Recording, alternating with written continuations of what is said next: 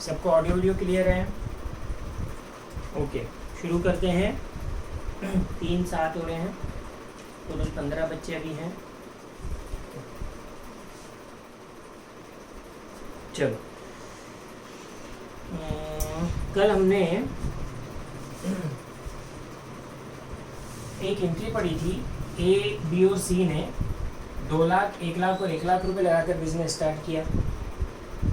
Journal entry बनी थी, business में 4 लाख रुपए कैश आ रही है। बेटा 11th का भी साथ साथ थोड़ा सा बेसिक चलते रहेगा, जर्नल लेजर वगैरह, विशेष तौर से जर्नल, ठीक है। तो उसमें कोई प्रॉब्लम हो अगर तो साथ के साथ पूछते चलो, ठीक है। जर्नल के लिए लास्ट ईयर हमने देखा था कि 3 गोल्डन रूल्स होते हैं पर्सनल, रियल और नॉमिनल अकाउंट के। पर्सनल अकाउंट का debit the receiver and credit the giver. Real account का debit what comes in, credit what goes out. और नॉमिनल अकाउंट का debit all expenses losses and credit all incomes and gains. वही rules लगेंगे, उन्हीं rules के base पर partnership firm में भी जर्नल एंट्रीज बनती है, ठीक है। ध्यान से देखो। तो पहला ए, बी और सी ने 2 लाख, 1 लाख और 1 लाख 4 लाख रुपए लगा के बिजनेस स्टार्ट किया। तो बिजनेस में क्या हो रही है, 4 लाख रुपए कैश आ रही है। कैश एक रियल थिंग है, वस्तु है। इस पर रियल अकाउंट का रूल लगेगा, debit what comes in, credit what goes out. Business के पॉइंट ऑफ व्यू से हम जर्नल एंट्रीज बनाते हैं, बिजनेस के पॉइंट ऑफ व्यू से रिकॉर्डिंग करते हैं। तो कैश आ रहा है, debit what comes in, cash account debit rule लग गया। कौन लगा रहे हैं रुपए, ए, बी और सी बराबर। बिजनेस अलग है, पार्टनर्स अलग हैं। बिजनेस अलग है, पार्टनर्स अलग हैं। तो तीनों ने, ए, बी और सी ने 2 लाख इसने, 1 लाख इसने और 1 लाख रुपए लगाए। हम बिजनेस है, पार्टनरशिप फर्म है और ये तीनों पार्टनर्स है। तीनों ने जब पैसा लगाया तो ए, बी और सी गिवर ऑफ द मनी हो गए, इन्होंने पैसा दिया। तो पहला रूल लग गया अपना पर्सनल अकाउंट का, debit the receiver and credit the giver. ध्यान रखना, बिजनेस खुद रिसीवर गिवर होता है, उस पर ध्यान नहीं देते हैं। ये भी लास्ट ईयर पढ़ा था। हम बिजनेस है, हम पार्टनरशिप फर्म है, हम खुद रिसीवर गिवर है, उसको इग्नोर करते हैं। हमारे अलावा और कोई भी रिसीवर गिवर होगा तो उसको आपको इग्नोर नहीं करना, उसको ध्यान देना है। तो बिजनेस इस 4 लाख रुपए का रिसीवर है, उसको इग्नोर करेंगे, पर ए, बी और सी गिवर है, उसको ध्यान देंगे। तो रूल लगा debit the receiver and credit the giver. तो ए क्रेडिट द गिवर, जो गिवर है उसको क्रेडिट करो। तो ए, बी और सी गिवर हैं, इसलिए उनको क्रेडिट किया, ठीक है। ये बात अब इसके आधार पर जर्नल एंट्री बन गई। अब इस पर अपन ने कल सीखा था कि ए, बी और सी का अकाउंट क्रेडिट चल रहा है। इट मीन्स पार्टनरशिप फर्म ये बोल रही है, बिजनेस ये कह रहा है कि हमें ए को, बी को और सी को 2 लाख, 1 लाख और 1 लाख रुपए देने हैं, जो उन्होंने बिजनेस में लगाए हैं। बिजनेस ये बता रहा है कि हमें इन तीनों को इतना पैसा देना है। बेटा ध्यान देना, आगे ये बात फिर बहुत काम आएगी कि किसी भी पर्सन का अकाउंट हमारे यहाँ क्रेडिट है, इट मीन्स कि उस पर्सन को हमें इतना पैसा देना है। सब बच्चे ध्यान देंगे, बड़ी इंपॉर्टेंट बात है, गौर करें। किसी भी पर्सन का अकाउंट हमारे यहाँ क्रेडिट है, इट मीन्स कि उस पर्सन को हमें इतना पैसा देना है। या उल्टा भी कह सकते हो कि अगर हमें किसी पर्सन को कुछ पैसा देना है, अब देखो ये बात काम आएगी, बस अब शुरू हो रहे हैं अपन। अगर हमें किसी पर्सन को कुछ पैसा देना है, अगर किसी पर्सन को हमें कुछ पैसा देना है, तो उस अमाउंट से उस पर्सन के अकाउंट को हमें अपने यहाँ क्रेडिट करना होता है। जैसे कल अपन ने एंट्री बनाई थी, मनोज ने हमारे यहाँ काम करा, बाकी हमने अभी यार उसको पेमेंट नहीं करा सैलरी का। तो चूँकि सर्विसेज दे दी, सर्विसेज हमें मिल गई, इसलिए हमें एक्रोल कॉन्सेप्ट के हिसाब से उसको बुक्स में एक्सपेंस के रूप में रिकॉर्ड करना है। सैलरी अकाउंट डेबिट करा था एक्सपेंस के रूप में, पर हमने मनोज को अभी रुपये दिए नहीं हैं, अभी हमें उसको रुपये देना बाकी हैं, तो हमने क्रेडिट किया था मनोज का अकाउंट, जो ये दिखा रहा था कि हमें मनोज को इतना पैसा देना है, बराबर है। तो किसी भी पर्सन को हमें रुपये देने हैं तो उस पैसे से उस पर्सन का अकाउंट हमारे यहाँ क्रेडिट होगा। ये बात अभी काम आएगी, बस बढ़ रहे हैं आगे वहाँ, ठीक है। या उल्टा भी कह सकते हो कि अगर किसी पर्सन का अकाउंट हमारे यहाँ क्रेडिट है, इट मीन्स कि ये पैसा हमें उसे देना है। चलो, पहले यहाँ तक में किसी को प्रॉब्लम है तो आप पूछिए। बेटा मैं बहुत धीरे धीरे आगे बढ़ रहा हूँ, अभी शुरुआत के 1-2 दिन। रीज़न कि मुझे ये पता लगाना है कि आपके 11th के कॉन्सेप्ट्स कितने क्लियर है। जैसे जैसे अभी अपन 1-8 दिन के अंदर जब आपके 11th के कॉन्सेप्ट्स में अगर क्लियर नहीं है तो भी बना दूंगा, उसके बाद फिर अपनी स्पीड फास्ट हो जाएगी। चलिए, यहाँ तक कुछ पूछना नहीं है तो हम आगे बढ़ रहे हैं। श्रेयांश का और इशिता का मेरे को परमिशन मिल गया कि सर हमें पूरा क्लियर है, तो मैं मान रहा हूँ कि बाकी सारे बच्चों को भी यहाँ तक की बात क्लियर होगी, इसलिए हम आगे बढ़ रहे हैं, ठीक है। चलिए अब ध्यान से सुनते हैं। हमने बात की थी कि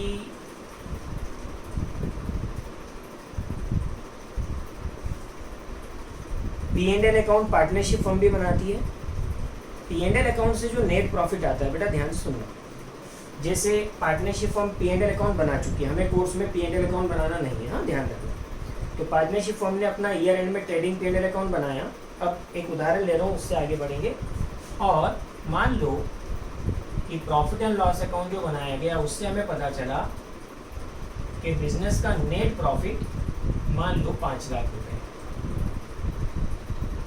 ठीक है, ध्यान देना, ABC पार्टनर्स है और ABC एंटरप्राइजेस के नाम से बिजनेस कर रहे हैं, तो ABC एंटरप्राइजेस पार्टनरशिप फर्म है।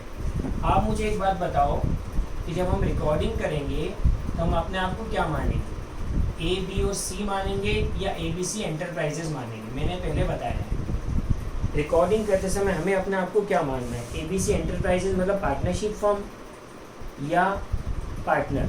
हम ABC एंटरप्राइजेस हैं। वेरी गुड, तो हम पार्टनरशिप फर्म हैं। ठीक है, हमने पार्टनरशिप फर्म ने साल भर बिजनेस किया और साल भर बिजनेस करके साल के एंड में जब ट्रेडिंग P&L अकाउंट बनाया तो पता चला कि भाई नेट प्रॉफिट 5 लाख का हुआ। ठीक, अब ध्यान से सुनना बेटा, इंपॉर्टेंट बात शुरू हो रही है, 12th का कोर्स शुरू हो रहा है। ये 5 लाख रुपए A, B और C में डिस्ट्रीब्यूट होंगे।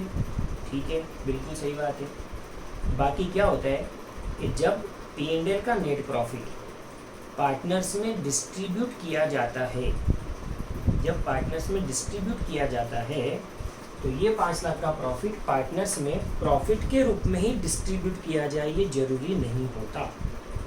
प्रॉफिट के रूप में ही डिस्ट्रीब्यूट किया जाए, ये जरूरी नहीं होता।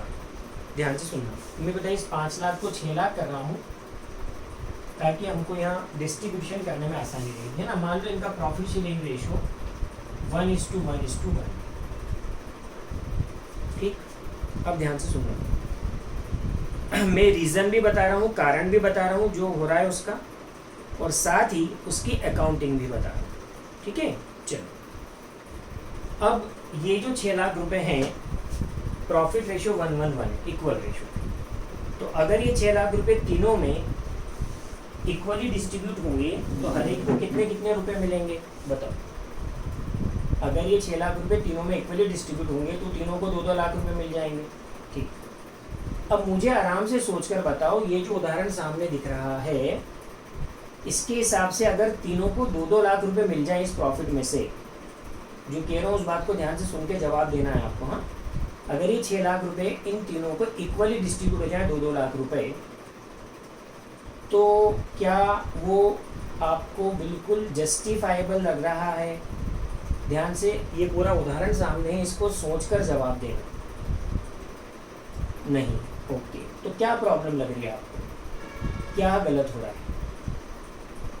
तीनों को 2-2 लाख मिल जाए तो क्या गलत, अनफेयर हो रहा है? बिल्कुल ठीक है। किसके लिए? फॉर ए, वेरी गुड जनाब। ए के लिए यहाँ थोड़ा सा अनफेयर है, कारण कि ए ने कैपिटल 2 लाख लगाई है, ओके, और बी और सी ने 1-1 लाख लगाई है, ठीक है, और प्रॉफिट तीनों को 2-2 लाख रुपए मिल रहा है, तो ए के लिए अनफेयर हो रहा है ना। अब इसी अनफेयर को खत्म करने के लिए कॉन्सेप्ट इसमें कभी आ सकता है। ध्यान देना, इंपॉर्टेंट बात है, एक कॉन्सेप्ट बनाया गया है काय का, ध्यान देना, इंटरेस्ट ऑन कैपिटल का। इंटरेस्ट ऑन कैपिटल का एक कॉन्सेप्ट है जो पार्टनरशिप फर्म में प्रॉफिट का डिस्ट्रीब्यूशन, मतलब प्रॉफिट पता चलने के बाद जब प्रॉफिट का डिस्ट्रीब्यूशन किया जाता है तो उस प्रॉफिट में से हो सकता है, जरूरी नहीं है, हो सकता है कि अगर इन्होंने आपस में तय किया हो पार्टनर्स ने, तो इंटरेस्ट ऑन कैपिटल का एक कॉन्सेप्ट बनता है जिसको हम शॉर्ट में आगे IOC के नाम से बोलते हैं। अब सर IOC या इंटरेस्ट ऑन कैपिटल का मतलब क्या, ये क्या चीज़ होती है, उस पर पहले मैं बात कर रहा हूँ, है ना। ओके, ध्यान से सुनिए, शब्दों पे गौर करो। इंटरेस्ट ऑन कैपिटल मतलब क्या, जो भी पार्टनर्स के द्वारा कैपिटल लगाई गई है, अर्थात 2 लाख, 1 लाख और 1 लाख रुपए लगाए गए हैं, हो सकता है कि इन्होंने टर्म्स कंडीशन डिसाइड करते समय ये तय करा हो कि प्रॉफिट का जब बंटवारा करेंगे ना, तो प्रॉफिट का बंटवारा करने के पहले उस प्रॉफिट में से हर एक पार्टनर ने जो कैपिटल लगाई है उस कैपिटल पर पहले उसको इंटरेस्ट दिया जाएगा, उसके द्वारा लगाई हुई कैपिटल पर उसको इंटरेस्ट दिया जाएगा। ठीक है, मान लो ऐसा इनकी टर्म्स कंडीशन में लिखा था और ये तय था कि 10% पर एनम इंटरेस्ट दिया जाएगा। क्या कह रहा हूँ, ध्यान सुना, 10% पर एनम इंटरेस्ट दिया जाएगा। ठीक है, गौर करिए, पार्टनर्स ने जो कैपिटल लगाई है उस कैपिटल पर क्या दिया जा रहा है, इंटरेस्ट। ओके, पहले मुझे आप बताना 10% पर एनम तय किया था इंटरेस्ट की रेट। सबसे पहले मुझे बताओ पार्टनरशिप फर्म कौन किसको ये देगा, ये जो इंटरेस्ट है ये कौन किसको देगा, और दूसरी तरफ है पार्टनर्स ने फर्म में कैपिटल लगाई है, हम पार्टनरशिप फर्म है, पार्टनर्स ने 2 लाख 1 लाख 1 लाख कैपिटल लगाई है। ठीक है, ओके, तो उस कैपिटल के लिए फर्म क्या सोच रही है, जो कैपिटल लगाई है उसके लिए फर्म क्या सोच रही है कि हमें ये पैसे इन पार्टनर्स को वापस लौटाने, 2 लाख 1 लाख और 1 लाख। ठीक है, तो मुझे बताओ कि जब इन्होंने जो कैपिटल लगाई उस कैपिटल के लिए फर्म सोच रही है कि हमें ये 2 लाख 1 लाख रुपए वापस देना है, तो उसी पैसे पर इंटरेस्ट, उसी कैपिटल पर इंटरेस्ट कौन किसको देगा, आप ही बताओगे, मैं नहीं। पूरे सवाल पढ़ते समय, 6 चैप्टर पढ़ते समय हमें अपने आप को पार्टनरशिप फर्म समझना है। हितांशु, कल वाला लेक्चर बेटा रिकॉर्डेड है, आपका नाम देखकर मेरे को एकदम याद आ गया, कल वाला लेक्चर रिकॉर्डेड है, आपको क्लास के बाद वो रिकॉर्डिंग भेज दूंगा। हितांशु, क्या आपको बात सुनाई पड़ गई बेटे? ओके, कल वाले 3 लेक्चर अकाउंट्स इको बीएस के रिकॉर्डेड है, अभी भेज दूंगा, आप देख लेना, कोई प्रॉब्लम आए तो पूछना। चलिए, तो सभी ने बिल्कुल सही आंसर दिया कि जब हम तो पार्टनरशिप फर्म है, एबीसी ने 2 लाख 1 लाख रुपए लगाए हैं, उसके लिए जो 4 लाख रुपए उसके लिए फर्म सोच रही कि वो रुपए हमें इन्हें वापस लौटाने हैं। तो जब मुझे रुपए किसी को देना है तो उस रुपए पर ब्याज भी मैं ही किसी को दूंगा, बराबर है। मतलब ये कि इंटरेस्ट ऑन कैपिटल फर्म द्वारा पार्टनर्स को दिया जाएगा, पार्टनरशिप फर्म द्वारा पार्टनर्स को दिया जाता है, पहली चीज। ठीक, अब मुझे बताओ अगली बात, हम आपस में बातचीत करते करते आपसे सारे आंसर निकलवाते हैं बेटा, है ना, मैं कुछ नहीं बताता क्योंकि मुझे पता है कि आपको सारा ज्ञान है, तो आपको बता देता हूँ कि देखो आपको ज्ञान था, मैंने आपको बताया कि आपको था, बस इतना सा। अब मुझे बताओ कि जब फर्म को इंटरेस्ट देना पड़ रहा है तो ये इंटरेस्ट फर्म के लिए क्या होगा, एक्सपेंस होगा कि इनकम होगी। हमें अपने आप को पूरे समय फर्म मानना है, हमें अपने आप को पूरे समय फर्म मानना है। ठीक है, तो अब मुझे बताओ कि हम फर्म है, ब्याज हमें देना पड़ रहा है, तो फिर ये ब्याज हमारे लिए एक्सपेंस हुआ। बेटा ध्यान रखना, बेसिक कॉन्सेप्ट 12th के चालू हो गए हैं, बराबर है। अब पूरा फोकस होना चाहिए आपका, है ना, क्योंकि अभी जो हम पढ़ेंगे ना इनिशियली, ये चीज पूरा फर्स्ट चैप्टर जो है उसमें भी काम आएगी और आगे के 5 चैप्टर में भी काम आएगी। ये कॉन्सेप्ट हमेशा काम आएगा, पूरे समय हमें अपने आप को पार्टनरशिप फर्म मानना। ओके, तो सबका सही आंसर आया कि सर फर्म के लिए ये जो इंटरेस्ट है ये एक्सपेंस है। ठीक है, तो पहली चीज, interest on capital is an expense for firm. Interest on capital जो ये फर्म के लिए खर्च है, बेटा कुछ भी लिखने की जरूरत नहीं है, जो मैंने पहली पीडीएफ भेजी है अकाउंट्स की उसमें ये सब लिखा हुआ है। ठीक है, अभी ध्यान से सुनिए बस। तो इंटरेस्ट ऑन कैपिटल फर्म के लिए एक्सपेंस होगा। ठीक है, वेरी गुड। अब होता क्या है, गौर करना, ए ने, बी ने और सी ने 2 लाख 1 लाख रुपए लगाए, इंटरेस्ट के रेट 10% है ना, तो क्या होगा, फर्म 2 लाख पर ए को 10% से 20,000 रुपए, बी को 10,000 रुपए और सी को भी 10,000 रुपए देगी। मतलब फर्म द्वारा इन तीनों को इंटरेस्ट ऑन कैपिटल 20,000 10,000 दिया जाएगा। 2 लाख 1 लाख का 10%। बेटा कैलकुलेशन में तो प्रॉब्लम नहीं है, 20,000 10,000 के अगर इस कैलकुलेशन में भी प्रॉब्लम है तो आप आराम से पूछिएगा, पर कुछ भी चीज़ छोड़ते हुए आगे नहीं बढ़ना है। हालांकि बहुत सीधी सी कैलकुलेशन है, 2 लाख का 10%, 1 लाख का 10%, 1 लाख का 10%। तो 20,000, 10,000 और 10,000 रुपये फर्म द्वारा पार्टनर्स को इंटरेस्ट ऑन कैपिटल, जो उन्होंने कैपिटल लगे उस पर इंटरेस्ट दिया जाएगा। बराबर है, ध्यान से सुनना। टोटल ब्याज मिलाकर हो गया 40,000 रुपये। अब होता क्या है, ध्यान से समझे। अब मैं आपसे बोल रहा हूँ होता क्या है। आपको जैसा बताया था कि पार्टनरशिप फर्म फर्स्ट पार्टी है, बिजनेस फर्स्ट पार्टी होती है, बिजनेस के मालिक सेकंड पार्टी होते हैं, है ना। तो नॉर्मली बिजनेस और बिजनेस के मालिक के बीच जो भी लेन देन होते हैं ना, जो भी लेन देन होना होते हैं ना, वो कभी भी कैश में नहीं होते। मतलब क्या कि फर्म ने ये बोला कि हम आपको इतना इंटरेस्ट देंगे, पर ये इंटरेस्ट फर्म कभी इनको नगद में नहीं देती है, कभी नगद में नहीं देती। मतलब ऐसा नहीं है कि साल का एंड हुआ, इंटरेस्ट कैलकुलेट करा और तीनों को बुलाया कि भैया ये 20,000 आप ले लो, 10,000 आप ले लो, 10,000 आप ले लो। फर्म ऐसा नहीं करेगी। पार्टनरशिप फर्म और पार्टनर्स के बीच जो भी अमाउंट का लेना देना होता है ना, वो उनके कैपिटल अकाउंट के थ्रू एडजस्टमेंट होती है। किसके थ्रू? कैपिटल अकाउंट के थ्रू एडजस्टमेंट होती है। मतलब क्या, पहले समझ लो फिर एंट्री बना के बता रहा हूँ। ध्यान देना, इन्होंने 2 लाख 1 लाख 1 लाख रुपए लगाए थे, ठीक है। इसके लिए फर्म ने माना कि हमें ए को, बी को और सी को ये 2 लाख 1 लाख 1 लाख वापस देना है, ठीक है।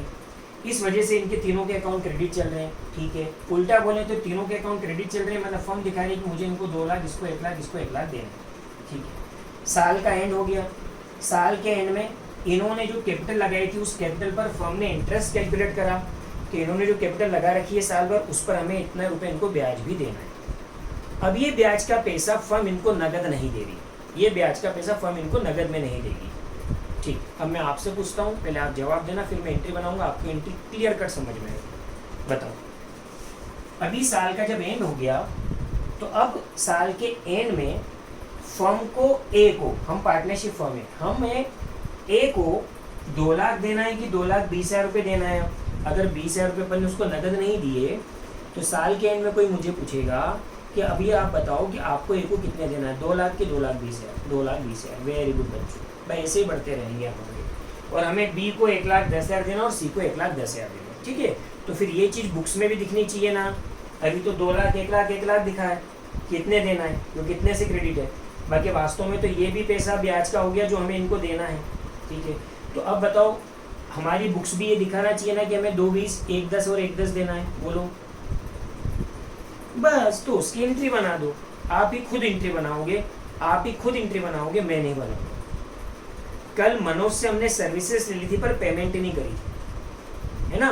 तो अपन ने सर्विसेज ले ली तो बुक्स में एक्सपेंस के रूप में रिकॉर्ड करना था। यहाँ पर हमने उनके 2 लाख 1 लाख 1 लाख रुपए साल भर यूज कर लिए, फर्म ने यूज कर लिए। तो फर्म ने जब ये रुपए यूज कर लिए तो इस पर इंटरेस्ट बताइए ड्यू हो गया कि नहीं। हमने किसी के पैसे यूज कर लिए तो उसका इंटरेस्ट ड्यू हो गया कि नहीं, हो गया। तो हमें इंटरेस्ट को एक्सपेंस के रूप में रिकॉर्ड करना है कि नहीं, करना है। अब आप ही एंट्री बनाओगे, एंट्री आप ही बनाओगे, आप ही बताओगे, या मैं बना दे तो आप बताना सही है कि गलत। इसकी एंट्री बनेगी, इंटरेस्ट ऑन कैपिटल फर्म के लिए एक्सपेंस है, तो एंट्री क्या बनती है, interest on capital account debit. बताओ कुल मिलाकर कितना इंटरेस्ट है, 40,000 रुपये, बराबर। Interest on capital account debit 40,000, total खर्चा मिलाकर 40,000। बताओ क्या हमने, फर्म ने ये पैसे इनको नगद दिए, यस और नो। क्या बात है जनक, वेरी गुड, नहीं दिए। तो फिर ये रुपए हमें इनको देना है ना, यस और नो। और किसी भी पर्सन को हमें रुपए देना रहते हैं, ध्यान सुनना बेटा, ये बोलिए मैंने बात अभी थोड़ी देर पहले, किसी भी पर्सन को अगर हमें कुछ पैसा देना है तो उस पैसे से उस पर्सन का अकाउंट हमारे यहाँ क्रेडिट होना चाहिए ना, बस। तो क्या एंट्री बन गई, interest on capital account debit हो गया देन एक्सपेंस। और क्या बोला था मैंने कि फर्म और पार्टनर्स के बीच जो भी लेन देन, जो भी चीज़ों का लेन देन होना रहता है वो उनके कैपिटल अकाउंट के थ्रू होता है। तो एंट्री क्या बन जाएगी यहाँ, interest on capital account debit to A's capital account to B's capital account and to C's capital account. ये एंट्री बनेगी। ये एंट्री बन गई कितने रुपए, 20,000 इसको, 10,000 इसको और 10,000 इसको।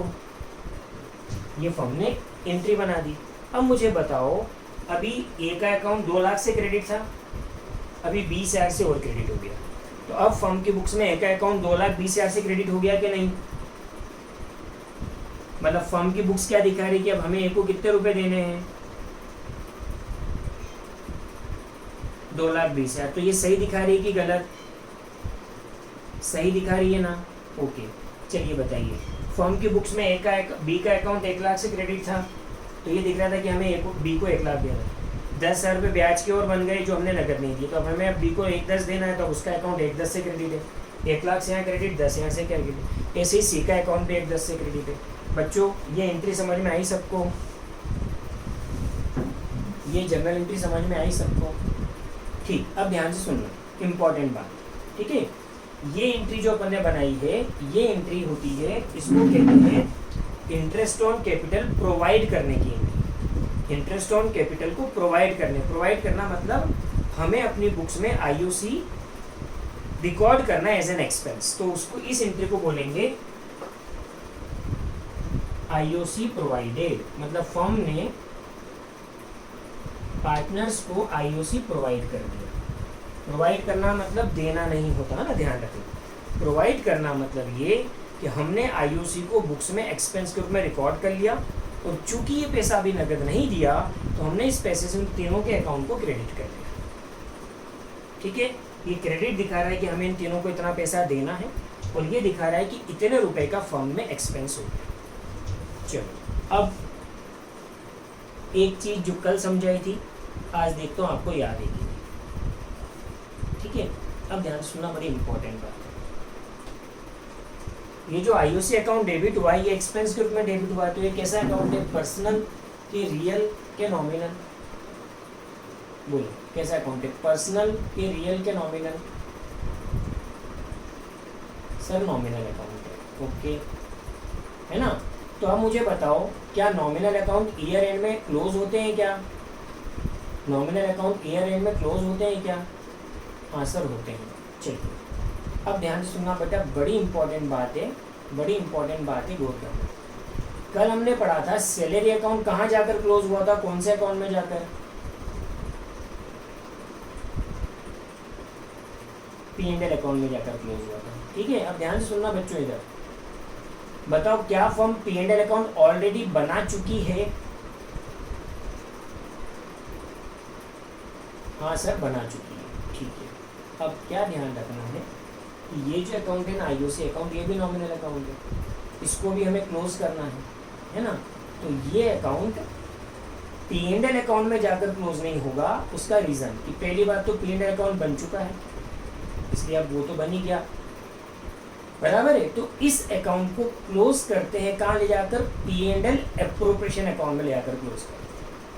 कहाँ ले जाकर क्लोज करते हैं? एक नया अकाउंट बनेगा ना, P&L एप्रोप्रिएशन अकाउंट, इस अकाउंट को P&L एप्रोप्रिएशन अकाउंट में ले जाकर क्लोज करते हैं। अब उसका रीज़न ये नहीं है कि P&L अकाउंट बन गया इसलिए इसको P&L एप्रोप्रिएशन अकाउंट में क्लोज करो, मतलब एक रीज़न ये माना जा सकता है, पर इसका जो मुख्य रीज़न है वो आगे बताऊंगा मैं, है ना? अभी आ जाएगा थोड़ी सी देर में। तो आईओसी अकाउंट जो नॉमिनल अकाउंट है वो बंद होगा कहाँ जाकर? P&L एप्रोप्रिएशन अकाउंट में जाकर क्लोज होगा। तो इसकी एक एंट्री और क्या बनेगी?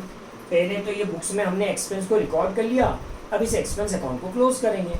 बता सकते हो क्या आईओसी अकाउंट को P&L एप्रोप्रिएशन अकाउंट में ले जाकर क्लोज करने की एंट्री क्या बनना चाहिए? बोलो क्या बनाओ एंट्री, जनरल एंट्री बोलो।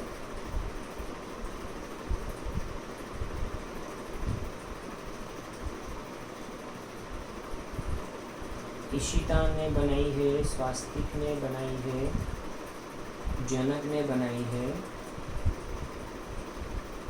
इशिता शायद आपने जल्दबाजी में गलत बना दी बेटा, बाकी बच्चे भी बताओ बेटा, क्योंकि मेरे को आपका कॉन्सेप्ट इससे पता चलेगा। अभी 3 बच्चों के जवाब आए हैं, प्लीज़ 17 बच्चे अगर बेच में हैं अभी, तो 3 बच्चों के आंसर से काम नहीं चलेगा, कम से कम 2-4 बच्चे तो और आंसर डालो, जो आपको समझ में आ रहा है वो डालो, है ना? ये जो पिछले आंसर इसको देख कर नहीं, Hitanshu P&L appropriation account debit to IOC account. Okay, आगे और हितांशु ने दिया आंसर, मेरे को बेटा उन बच्चों से मेन आंसर चाहिए जो 11th में मेरे से नहीं पढ़े हैं, क्योंकि जो 11th में पढ़े हैं उनका मुझे पता है कि कितना उनको पता होगा या नहीं पता होगा। डीटी का जवाब आया P&L नहीं बच्ची, P&L एप्रोप्रिएशन। एंट्री सही है आपकी, P&L appropriation account debit to IOC account. Very good बच्चा। हाँ श्रेयांश का जवाब आया P&L appropriation to IOC, P&L appropriation to IOC। Khushi, very good बच्चों, बहुत बढ़िया, मजा आ गया। चलिए, तो अब ये expense account nominal account close करना है, तो ईयर एंड में इसकी क्लोज करने की एंट्री होती है P&L एप्रोप्रिएशन अकाउंट डेबिट, ध्यान से सुनना बच्चों, टू IOC अकाउंट, है ना, आप ध्यान से सुनना। ये एंट्री तो बनी IOC प्रोवाइड करने की, और ये एंट्री बनी IOC अकाउंट को क्लोज करने की। क्लोज करने की एंट्री सर यही क्यों बनी, तो उसका सीधा रीजन है, अगर कोई अकाउंट डेबिट चल रहा है और मुझे क्लोज करना है, तो जितने से वो डेबिट चल रहा है उतने से क्रेडिट ही करना पड़ेगा। जितने से वो डेबिट चल रहा है उतने से क्रेडिट करूंगा तभी वो अकाउंट क्लोज होगा। इसलिए ये डेबिट था तो क्लोज करने के लिए क्रेडिट ही होगा, सीधी बात है ना। और कहाँ ले जाकर क्लोज करना है भाई, जहाँ ले जाकर क्लोज करना है वो अकाउंट अपोजिट में आ जाएगा, तो P&L एप्रोप्रिएशन अकाउंट डेबिट हो जाएगा यहाँ 40,000 से। ठीक है, अब ध्यान से सुनना, इसका इम्पैक्ट क्या होगा, गौर करना। आप मुझे बताओ, ये जो 6 लाख का प्रॉफिट P&L से आया था, ये तीनों में 2-2 लाख रुपए बढ़ जाता तो गलत होता कि सही होता, जल्दी बताओ। ये प्रॉफिट तीनों में 2-2 लाख बढ़ जाता तो वो एक के लिए अनफेयर हो जाता ना। ठीक है, अब हमने क्या करा, ध्यान से सुनना, ध्यान से सुनना। ये जो 6 लाख का प्रॉफिट था, इस 6 लाख के प्रॉफिट में से, ध्यान देना, इस 6 लाख के प्रॉफिट में से पहले ABC को इतना इंटरेस्ट के रूप में पेमेंट करेंगे, इतने रुपए इंटरेस्ट के रूप में उनके खाते में क्रेडिट करेंगे। ठीक है, तो अब मुझे बताओ कि प्रॉफिट 6 लाख बचा कि कम हो गया, बोलो, प्रॉफिट 6 लाख बचेगा कि कम हो जाएगा, कम हो जाएगा, है ना। तो 6 लाख में से 40,000 गए, तो बताओ प्रॉफिट 5,60,000 बचा। ठीक है, और ये 5,60,000 रुपए अब इन तीनों में इक्वली डिस्ट्रीब्यूट हो जाएंगे। तो क्या होगा, ध्यान से सुनो, गौर करो, गौर करना बच्चों इधर। हाँ, जो हम P&L एप्रोप्रिएशन अकाउंट बनाएंगे ना, वो किस रूप में होगा वो दिखने लगेगा आपको। देखो ध्यान से सुनो, क्या होता है, जो P&L एप्रोप्रिएशन अकाउंट अपन बनाने वाले हैं ना अब आगे सवालों में, वो इस तरह से P&L अकाउंट बन चुका है। ये P&L एप्रोप्रिएशन अकाउंट जब आप बनाओगे ना ईयर एंड में, तो वो ऐसा। आप मुझे बताओ, लास्ट ईयर ट्रेडिंग बनाया था क्या, लास्ट ईयर ट्रेडिंग अकाउंट से जो ग्रॉस प्रॉफिट आता था वो कहाँ ट्रांसफर होता था, लास्ट ईयर ट्रेडिंग अकाउंट में जो ग्रॉस प्रॉफिट आता था वो कहाँ जाता था, P&L के क्रेडिट साइड में जाता था। Very good. तो अभी P&L एप्रोप्रिएशन अकाउंट के पहले P&L अकाउंट बन चुका है, और P&L अकाउंट में 6 लाख का नेट प्रॉफिट आया। तो ये जो P&L का 6 लाख का नेट प्रॉफिट है, ये जैसे GP क्रेडिट में ट्रांसफर होता था ना P&L के, वैसे ये P&L का नेट प्रॉफिट अब P&L एप्रोप्रिएशन अकाउंट के क्रेडिट में ट्रांसफर हो जाएगा। मतलब यहाँ पर दिखेगा बाय नेट प्रॉफिट। कहाँ से ट्रांसफर हुआ, ट्रांसफर फ्रॉम P&L अकाउंट। ठीक है, गौर करना, 6 लाख। ओके, अब 6 लाख में से हमने 40,000 रुपये इनको IOC के रूप में दे दिए। अब बताओ, आपने ये एंट्री बनाई ना अभी IOC को अकाउंट को क्लोज करने की, एक्सपेंस अकाउंट क्लोज करने की एंट्री बनाई ना आपने। ठीक है, तो अब इसका पोस्टिंग बताओ मुझे, P&L एप्रोप्रिएशन अकाउंट में कहाँ कर दूँ। इस एंट्री के हिसाब से P&L एप्रोप्रिएशन अकाउंट में इसका पोस्टिंग कहाँ होगा, बोलो बच्चों। जनक ने जवाब दिया, अक्षिता ने दिया, अंश ने दिया, ध्रुव ने दिया, बाकी बच्चे भी जल्दी। इस एंट्री के हिसाब से इसका P&L account, P&L appropriation account posting debit में हो जाएगा। ठीक है, ये P&L एप्रोप्रिएशन अकाउंट के डेबिट में लिख दिया मैंने, टू इंटरेस्ट ऑन कैपिटल 40,000 रुपये। आप मुझे बताओ, 6 लाख में से 40,000 रुपये तो IOC दे दिया, अभी कितना प्रॉफिट बचा, 6 लाख में से 40,000 गया तो प्रॉफिट 5,60,000 बचा। ये 5,60,000 रुपये अब हम इन तीनों में इक्वली बांट दें तो क्या होगा, यहाँ देखो। अब अभी बेटा इसमें और भी चीज़ें आती हैं यहाँ पर, अभी मैंने एक एक चीज़ करके बता रहा हूँ, पहले IOC आ गई। यहाँ 5,60,000 रुपये जब आप तीनों में बांटोगे इक्वली, ऐसे 5 7 6 लाख में से 40,000 गए, 5 लाख बचे टू प्रॉफिट। ए बी और सी में इक्वली बांटो तो जरा क्या आ रहा है, 5,60,000 को इक्वली बांटो कितने रुपए आ रहे हैं, 5 40 हो जाएंगे 180, और 20,000 रुपये को 3 भागों में बांटोगे तो वो हो जाएंगे 6,667 है ना। तो ये आएगा बेटा ए का 1,86,667, बी का भी इतना ही और सी का भी इतना। अब बताओ, अब ए के साथ कोई अनफेयर हुआ क्या? अब बताओ मुझे, ए को 6 लाख में से कितना मिला? देखो ए को 6 लाख में से कितना मिला, ध्यान से सुनना। ए को 6 लाख में से 20,000 तो ये मिले है ना, 20,000 और 1,86,000, तो इसको मिल गए 2,06,000। बोलो यस और नो, मिल गए। और बी को मिले 186 प्लस 10 196, सी को भी मिले 186 प्लस 10 196। तो बताओ जिसने पैसे ज़्यादा लगाए थे उसको प्रॉफिट में भी ज़्यादा मिल गया कि नहीं? तो अब कोई अनफेयर तो नहीं दिख रहा है,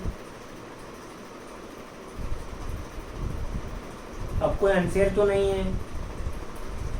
आया समझ में? जिसने पैसे ज़्यादा लगाए थे उसको ज़्यादा हिस्सा मिल गया, जिसने कम लगाए थे उसको कम मिल गया। ठीक है, अब ध्यान से सुनना, इम्पॉर्टेंट बात अब शुरू हो रही है जो कानून कहता है, लीगल बातें जो हैं अब शुरू हो रही है, ध्यान से सुनना। सबसे पहली बात, क्या इंटरेस्ट ऑन कैपिटल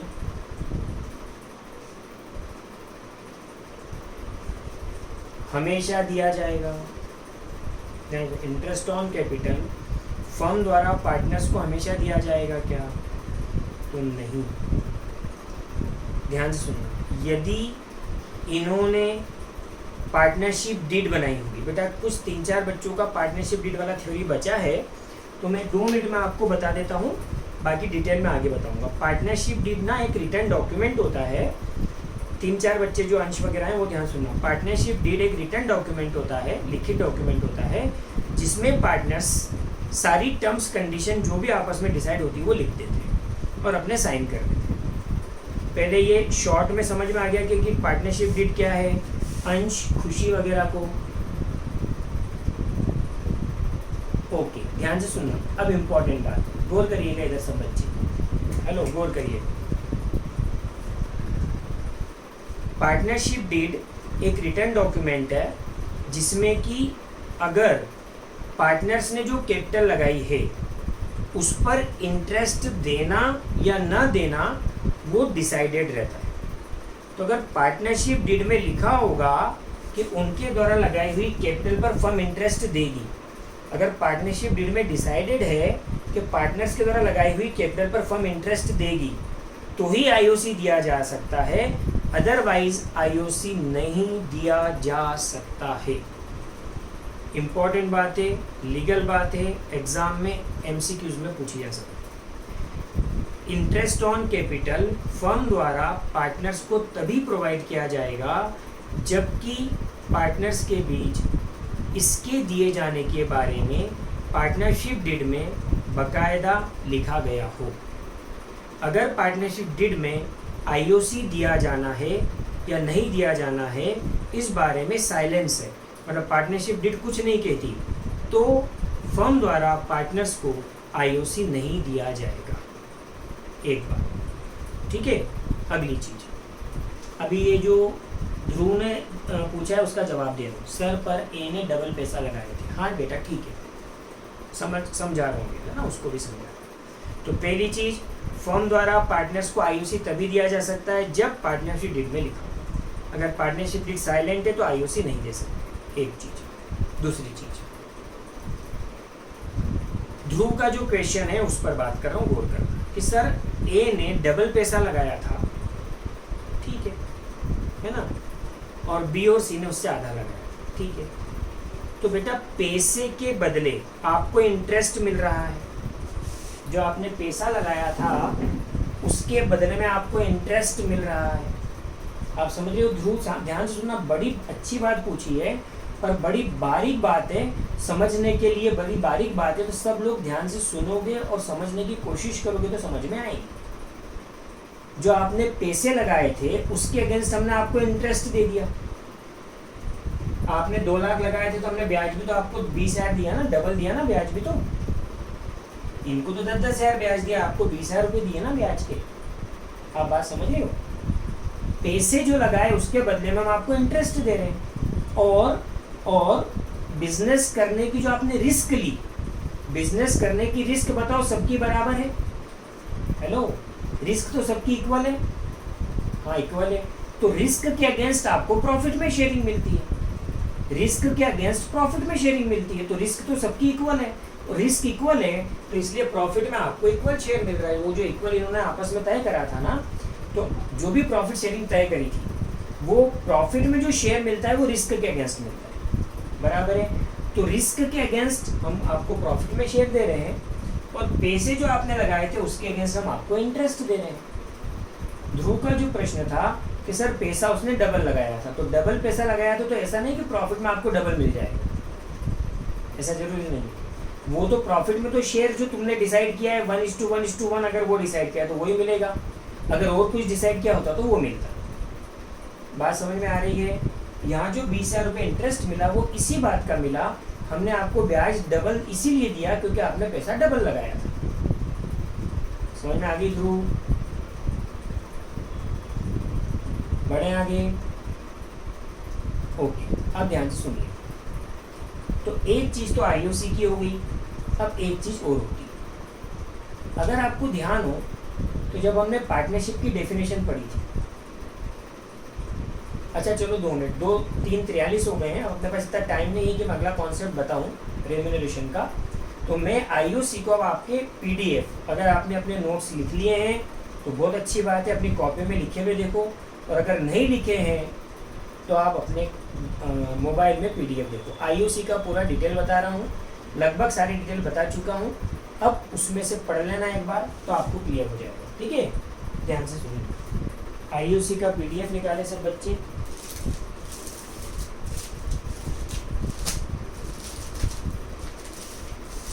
इसलिए बता रहा हूँ बेटा ताकि आप उसमें भी ये पढ़ के समझ सकें। पेज नंबर 2 पे देखो, नीचे लिखा है इंटरेस्ट ऑन कैपिटल, जल्दी से फटाफट। पेज नंबर 2 पे नीचे लिखा है इंटरेस्ट ऑन कैपिटल। मिल गया क्या सबको? जल्दी से फटाफट यस करके जवाब दे दो तो हम पढ़ना चालू करें। और कुछ बेसिक बातें जो कुछ छूटी हुई हैं वो अभी समझाऊंगा। क्या लिख रहा है? इंटरेस्ट पेड और payable by partnership firm to partners on their capital contribution is called IOC. ये तो आईओसी की डेफिनेशन, जो भी उन्होंने कैपिटल लगाई उस पर फर्म द्वारा जो उनको इंटरेस्ट दिया जाता है वो इंटरेस्ट ऑन कैपिटल कहलाता है। अब इसके इंपॉर्टेंट पॉइंट,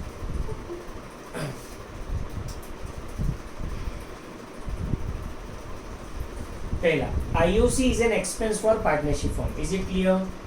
बेटा ये जो बता चुका हूँ उसको फटाफट पढ़ के बढ़ गए आगे। IOC is an expense for partnership firm, चलो ये क्लियर है। आगे बी पॉइंट इंपॉर्टेंट है, गौर करिएगा। IOC is payable only when it is expressly mentioned in partnership deed. अभी समझा दिया, अगर पार्टनरशिप डीड में एक्सप्रेसली मेंशन किया गया हो कि आईओसी दिया जाएगा तभी दिया जा सकता है, अदरवाइज दिया जा सकता नहीं। Is it clear? Second point clear है? ओके। थर्ड पॉइंट इंपॉर्टेंट है, ये अभी नहीं बताया है इसलिए ध्यान से सुनो, ध्यान से सुनो। Generally it is an appropriation on profit. ये नई चीज है, अभी तक नहीं बताई है, अभी बता रहा हूँ क्या मतलब है इस बात का, गौर करें। बड़ी इंपॉर्टेंट बात है बेटा ये, गौर करें। क्या कहते हैं कि आईओसी जो है बेटा, ये मिटा रहा हूँ मैं एंट्रियाँ, ध्यान देना, इसी एंट्री की ये पोस्टिंग होकर यहाँ गया 40,000 है ना। तो ये जो P&L एप्रोप्रिएशन अकाउंट अपन बनाएंगे ना, अब ये बार बार इस तरह से बनाना पड़ेगा, पर उसके पीछे का कॉन्सेप्ट जनरल एंट्री वाला अपन ने आज सीख लिया। अब इंपॉर्टेंट बात बता रहा हूँ कि IOC is an appropriation on profit. ध्यान से सुनना बच्चे, जनरली, आगे जनरली वर्ड लिखा है। अब गौर करिए, पहले बताओ आईओसी फर्म के लिए एक्सपेंस है कि नहीं? आईओसी फर्म के लिए एक्सपेंस है, ठीक। फर्म द्वारा ये किसको दिया जाना है, जल्दी बोलो, फर्म द्वारा ये किसको दिया जाना है, पार्टनर्स को, ठीक है। अब आपको पहले एक बात बताई थी कि एक है पार्टनरशिप फर्म बिजनेस, एक है पार्टनर्स, ठीक है, और एक है बाकी सारा संसार, रेस्ट ऑफ वर्ल्ड। अब मुझे बताओ, ध्यान से सुनना, फर्म द्वारा अगर रेस्ट ऑफ वर्ल्ड को कुछ देना है, फर्म द्वारा रेस्ट ऑफ वर्ल्ड को अगर कुछ देना है, कि जैसे मैंने क्लास चलाने के लिए जगह किराए पे ली, अब एजी कॉमर्स इंस्टीट्यूट बिजनेस है, मैं मालिक हूँ और बाकी जो मकान मालिक है वो थर्ड पार्टी है, ठीक है। तो थर्ड पार्टी को हमें रेंट देना है, थर्ड पार्टी को हमें रेंट देना है। तो बताइए क्या ऐसा हो सकता है कि बच्चे ना आए तो हम रेंट देने को मना कर दें, बच्चे ना आए तो हम रेंट देने को मना कर दें?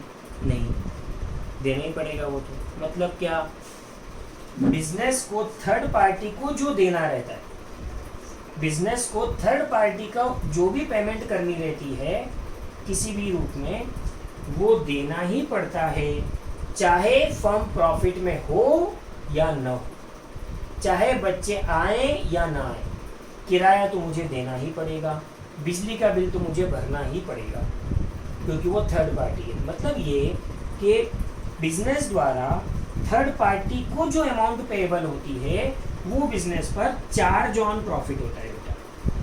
क्या होता है? Charge on profit. ये चार्ज ऑन प्रॉफिट मतलब क्या, कि चाहे प्रॉफिट हो या ना हो आपको ये तो पेमेंट करनी ही पड़ेगी। पहले ये बात क्लियर हो गई क्या? चार्ज ऑन प्रॉफिट का कॉन्सेप्ट ये समझ में आया क्या? ठीक। पर बिजनेस को अपने मालिकों को जो देना है, मतलब क्या, आईओसी जैसे इंटरेस्ट ऑन कैपिटल बिजनेस को पार्टनर्स को देना है, ठीक है। तो ये आपस की बात हो गई कि नहीं? जल्दी बोलो, ये आपस की बात हो गई कि नहीं? हो गई। तो आपस की बात हो गई तो ये जो चीज़ है ना आईओसी, ये फर्म द्वारा पार्टनर्स को तभी दी जाती है जब फर्म प्रॉफिट में होती है। जब फर्म प्रॉफिट में है, अगर फर्म प्रॉफिट में है तो जो आईओसी डिसाइडेड किया गया कि देना है तो देगी, और अगर फर्म ऑलरेडी लॉस में है तो फिर फर्म आईओसी भले डिसाइडेड किया हुआ है तो भी नहीं देगी, तो भी नहीं देगी। तो एप्रोप्रिएशन ऑन प्रॉफिट क्यों कहते हैं इसको, आईओसी को एप्रोप्रिएशन ऑन प्रॉफिट क्यों कहते हैं? कि भाई प्रॉफिट में से हम दे रहे हैं, प्रॉफिट होगा तो देंगे, अदरवाइज नहीं देंगे। Is it clear? इसीलिए ध्यान से सुनना बच्चों, इसीलिए आईओसी को एप्रोप्रिएशन ऑन प्रॉफिट कहते हैं, क्योंकि प्रॉफिट होगा तो देंगे, अदरवाइज नहीं देंगे। और इसीलिए ध्यान से सुनना, इसीलिए आईओसी को खर्चा होते हुए भी, आईओसी फर्म के लिए एक्सपेंस है, उसके बावजूद भी बाकी सारे खर्चे जो तो P&L में लिखते हैं अपन, जो थर्ड पार्टी को पेएबल है वो सारे खर्चे तो P&L में लिखे जाते हैं। बाकी आईओसी को P&L में क्यों नहीं लिखते? क्योंकि वो चार्ज ऑन प्रॉफिट नहीं है। प्रॉफिट आ जाएगा फिर प्रॉफिट में से दिया जाएगा, इसीलिए आईओसी को P&L में ना लिखते हुए कहाँ लिखते हैं? P&L एप्रोप्रिएशन अकाउंट में लिखते हैं। कहाँ लिखते हैं? P&L एप्रोप्रिएशन अकाउंट में। फिर से रिपीट कर रहा हूँ, जीशा 2 मिनट बैठ इकोनॉमिक शुरू हो रहा है बेटा, ये 2-4 मिनट का आगे पीछे चलेगा, ठीक है? तो वो अपन आगे उसको बढ़ा देंगे टाइम, ठीक है? आप चिंता न करिए। फिर से रिपीट करो क्योंकि बड़ी इंपॉर्टेंट बात है। Interest on capital partnership firm द्वारा पार्टनर्स को पेएबल है, ओके, तभी पेएबल है जब पार्टनरशिप डीड में लिखी हो, बराबर। बाकी पार्टनरशिप डीड में लिखे होने के बावजूद भी फर्म द्वारा पार्टनर्स को इंटरेस्ट ऑन कैपिटल का पेमेंट तभी किया जाता है जब फर्म प्रॉफिट में होती है, मतलब प्रॉफिट में से हम इंटरेस्ट दे रहे हैं, बराबर है। इसीलिए इसको एप्रोप्रिएशन ऑन प्रॉफिट कहते हैं। शब्दों पे गौर करो, एप्रोप्रिएशन ऑन प्रॉफिट, प्रॉफिट का एप्रोप्रिएट तरीके से बंटवारा चल रहा है, कुछ इंटरेस्ट के रूप में, कुछ रेम्युनरेशन के रूप में, कल पढ़ेंगे। एप्रोप्रिएशन ऑन प्रॉफिट का कॉन्सेप्ट क्लियर हुआ क्या सबको? चार्ज ऑन प्रॉफिट और एप्रोप्रिएशन ऑन प्रॉफिट का कॉन्सेप्ट क्लियर हुआ क्या? चार्ज ऑन प्रॉफिट मतलब ऐसे खर्चे जो कि देना ही देना पड़ेंगे, चाहे फर्म प्रॉफिट में हो चाहे लॉस। और एप्रोप्रिएशन ऑन प्रॉफिट मतलब ऐसे खर्चे जो फर्म द्वारा मालिकों को दिए जाने रहते हैं और वो फर्म तभी उनको देती है डिसाइडेड होने के बावजूद भी यदि फर्म प्रॉफिट में है। इसीलिए इसको इसीलिए इसको ऑपरेटिंग प्रॉफिट कहते हैं, और इसीलिए इसको P&L अकाउंट में ना लिखते हुए P&L एब्जॉर्प्शन अकाउंट में लिखा जाता है। अब कॉन्सेप्ट क्लियर हुआ कि आईओसी को खर्चा होने के बावजूद भी P&L में क्यों नहीं दिखाते, P&L एब्जॉर्प्शन अकाउंट में क्यों दिखाते हैं। बेटा कॉन्सेप्ट क्लियर हो गया कि नहीं, जल्दी बताओ फटाफट, हमें इकोनॉमिक्स पर आना है, हम ऑलरेडी 7 मिनट ले चुके इकोनॉमिक्स के बच्चों के। ठीक है, चलिए लास्ट अगली बात, generally it is paid up to the amount of net profit. मतलब ये 2-3 पॉइंट और बचे हैं इसके, वो कल सिखाऊंगा। ठीक है, अभी अपन इकोनॉमिक्स पर आ रहे हैं। 3:52 हुए हैं, 1 मिनट का टाइम मुझे लगेगा इकोनॉमिक्स के नोट्स लाने में, बस उतने तक रुकिए। 3:53 पर हम इकोनॉमिक्स शुरू करेंगे। तब तक के लिए ऑडियो ऑफ कर रहा हूँ, वीडियो चालू है।